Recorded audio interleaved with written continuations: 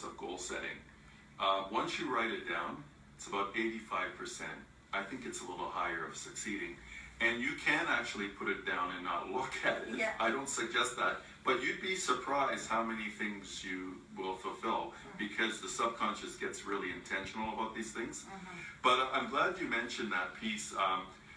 You have to have timelines, and that's the way I see it, because they are a marker of where you are progressing, right? So say in 1 month you want to do something. Now I would suggest you do maybe 2 things. Don't set yourself up with 5 million things, and I'll tell you why. Yes. When you set a goal, right, you have sub-goals, Yes. okay? And I always lay out this really easy example. My goal is to start a business by the end of the month. Well, okay. What's the baby steps to that? Well, I got to do a name search. So you can set targets and dates. When do I need that name search done by? The other one is I need a business license. Yes. When am I going to get my business license? And you can set those baby goals and those milestones. So when you pass it, you can see, okay, now I'm getting closer to my goals. The problem with goal setting with some people, they get so broad and they try to add so many different things onto it. It's unbelievable. It's hard to catch up, and it's hard to keep up with all that. So, I mean, it's really good to just start off small, have the bigger goal, say over a year. You know, I want to start my business and plus advertise and maybe do some conferences or whatever you have in mind. Let's do that for the year. That's what I want to do. So then what are the baby steps in between? And then they're much more achievable. So that's something I tell people to keep in mind. Yeah. And who are clientele? Who are you targeting? Well, I love youth.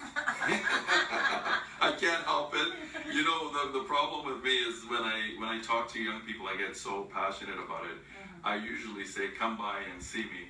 And, you know, I sometimes don't charge them. Is that bad? Is that a bad thing? I don't think but that's okay. They offer, you know, and the parents offer, but sometimes they don't. But, you know, I started off working with youth, but I've really stretched out to everybody basically, and I really do mean everyone. Someone that's trying to get a promotion in the workplace.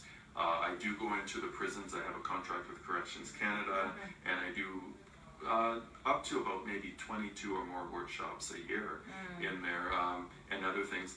And then I meet with groups, businesses that want to improve performance. Some people just want me to do a presentation on, I've got various presentations I do. I do one that's really interesting that I developed. It's called 24, and how that is important in our life.